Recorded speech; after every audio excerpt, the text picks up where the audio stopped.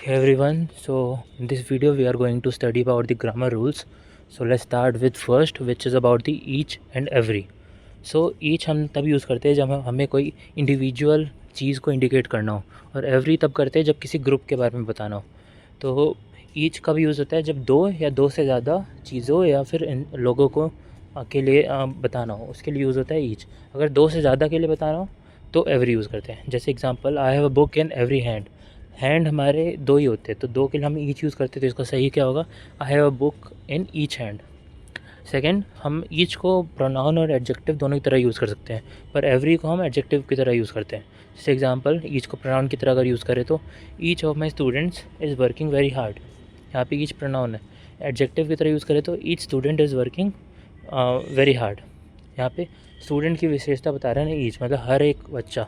वहाँ पे each of my students, हर मेरे सारे बच्चे काम वो हार्ड वर्क कर रहे हैं। और एडजेक्टिव की तरह यूज़ करें तो student is working very hard. लेकिन एवरी को हम प्रोनाउन की तरह यूज़ नहीं कर सकते, जैसे कि every of my students is very talented, ये गलत होगा। एडजेक्टिव की तरह यूज़ कर सकते हैं, जैसे every student is working is very talented. अगला डिफरेंस है कि हम ईच को एब्स्ट्रैक्ट नाउन की तरह यूज़ कर सकते हैं। एब्स्ट्रैक्ट नाउन क्या होता है, ऐसे नाउन्स जो बस फीलिंग शो करते हो, मतलब उसको टच नहीं कर सकते। फॉर एग्जांपल, जैसे कि लव हो गया, हैप्पीनेस हो गया, ये सब।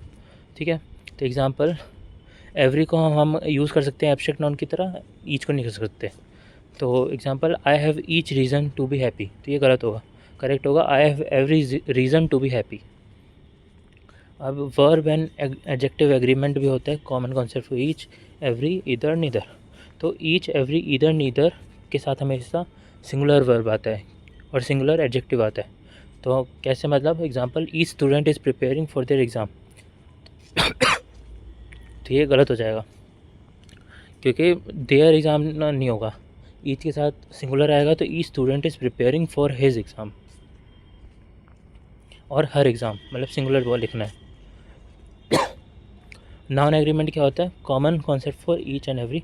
If directly followed by a noun, the noun is singular. It followed by of the noun is plural. मतलब इसका कहना है कि जैसे example, each student is working very hard. तो जो नाउन है वो ईच के साथ हम मतलब एक को डिनोट कर रहे हैं, तो मतलब इस जाएगा सिंगुलर। और each of my students is working very hard, तो यहाँ पे मतलब ये है कि जैसे कि ईच स्टूडेंट जब हमने कहा, तो यहाँ पे स्टूडेंट को हमने सिंगुलर है तो इज़ आया, लेकिन यहाँ पे ईच ऑफ आ गया। जब ऑफ यूज़ करते हैं तो प्लूरल यूज़ करते हैं, तो ईच ऑफ माई स्टूडेंट्स हो गया, स्टूडेंट्स, ऊपर स्टूडेंट था, नीचे स्टूडेंट्स हो गया। तो ये था ईच एंड एवरी का। अब सेकंड रूल देखते हैं बोथ के बारे में। तो बोथ को हम हमेशा एंड के साथ यूज़ करते हैं, एंड नेवर कभी भी एज वेल एज के साथ यूज़ नहीं करते। For example, both Ram as well as Shyam, ये गलत है। इसको कैसे सही होगा, बोथ राम एंड श्याम, ये करेक्ट है। बोथ को हम कभी भी नॉट के साथ यूज़ नहीं करते, तो एंड नीदर नॉर यूज़ करते हैं, जैसे कि both Ram and Shyam are not coming, ये गलत है। ऐसे बोल सकते हैं हम, neither Ram nor Shyam is coming, ये सही है। थर्ड, हम इसको पोजेसिव एडजेक्टिव की तरह यूज़ कर सकते हैं। मतलब पोजेसिव एडजेक्टिव होता है वो हमेशा बोथ के बाद आता है, उससे पहले कभी नहीं आता।